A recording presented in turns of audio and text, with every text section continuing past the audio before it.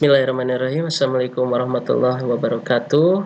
Eh, Perkenalkan, nama saya Waluya. Pekerjaan saya sehari-hari adalah proses engineer yang biasa mendesain sistem-sistem, terutama untuk pengolahan uh, di industri oil and gas dan juga wastewater treatment.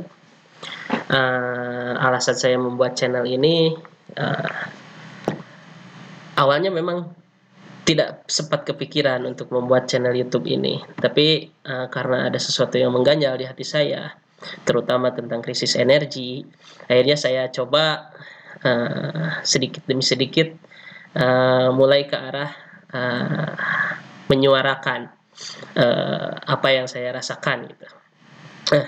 Nah, untuk konten di channel ini akan berfokus pada sumber daya, pengelolaan energi, pengelolaan sumber daya, serta pengelolaan limbah skala rumahan. Untuk upload, saya mungkin akan lakukan seminggu sekali karena berhubungan dengan kesibukan sehari-hari ya. Langsung saja kita bahas sumber energi dan sumber daya mungkin ya,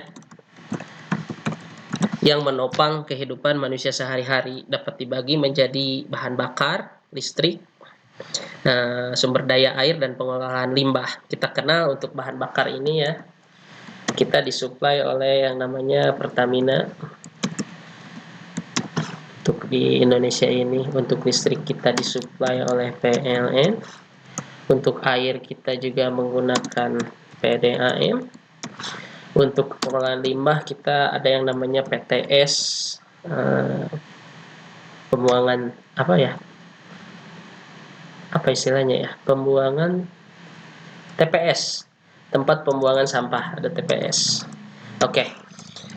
Konsepnya adalah yang akan saya jelaskan di channel ini. Di video pertama ini mungkin saya lebih ke perkenalan dulu ya, yang akan nanti saya bahas, yang banyak bahas di channel ini adalah kemandirian energi. Konsepnya adalah konsep kebersamaan atau berjamaah. Artinya, kenapa saya tidak menyasar desain yang skala besar, misalkan skala satu kota atau satu negara, karena lebih baik kita untuk sumber daya tadi ya, dan sumber energi itu dikelola secara mandiri gitu. Kita lakukan skala kecil, kebaikan kecil, tapi bayangkan jika setiap rumah melakukan konsep yang ada dalam diagram ini ya. Bayangkan jika ini dilakukan secara banyak orang gitu. Walaupun ini secara skala kecil tapi dilakukan oleh banyak orang, maka hasilnya akan sangat besar. Nah, pertama, untuk kemandirian listrik ya, kita bisa gunakan yang namanya sistem PLTS. PLTS ini dimana kita menyerap energi dari matahari masuk ke panel surya, dan kita tampung di baterai. Ketika malam hari kita masukkan ke penerangan. Saya akan coba dari hal yang kecil dulu ya, bukan untuk beban-beban seperti AC atau misalkan beban yang berat gitu ya. Saya akan coba nanti desainkan adalah untuk beban penerangan dulu agar dapat dijangkau oleh masyarakat. Jadi skala kecil, murah, tapi penerangan kan yang paling utama di malam hari. Selanjutnya untuk pengelolaan air, kita bisa menggunakan konsep yang namanya rainwater harvesting ya, di mana air hujan kita tampung di talang, masuk ke dalam toren. Dari toren kita gunakan untuk keperluan sehari-hari ya, mandi, cuci kakus. Bahkan jika kita menambahkan filter reverse osmosis, mungkin bisa digunakan untuk minum. Cukup ditambahkan saja, dididihkan atau misalkan diberi UV, itu sudah standar air minum. Kelebihannya ketika hujan tinggi kita bisa masukkan sumur resapan, di mana sumur resapan ini bisa kita gunakan ketika musim kemarau. Selanjutnya, sumber daya yang tidak bisa lepas juga dari sehari-hari adalah bahan bakar ya. Bahan bakar ini kita bisa manfaatkan dari air sisa WC, kita olah, gasnya kita ambil, gunakan untuk bahan bakar sehari-hari. Selanjutnya, selain dari sisa WC, ada juga kan dari sisa cuci-cuci, kita bisa olah menggunakan ipal. Kalau di Jepang ini istilahnya jokaso, sudah sangat umum ya, paketan. Alatnya paketan, hanya tinggal disambung. Karena keluaran lebih bersih, kita bisa manfaatkan untuk penyiraman tanaman. Artinya ketika kita punya lahan sedikit pun manfaatkanlah untuk bercocok tanam. Artinya kita bisa memanfaatkan limbah menjadi hal yang lebih bermanfaat. Di sisi lain juga kita mendapatkan sedikit cadangan pangan gitu. Nah, selanjutnya untuk limbah padat organik kita bisa manfaatkan untuk pupuk, nantinya juga untuk tanaman juga. Atau usahakan juga kita walaupun di kota besar punyalah ternak misalkan ayam gitu yang tidak terlalu rumit pengurusannya, pemeliharaannya. Nah, sisa makanan bisa kita berikan ke ternak-ternak skala rumahan itu. Kotoran ternaknya kita bisa manfaatkan lagi untuk pupuk tanaman atau bisa juga dihybrid menjadi biogas.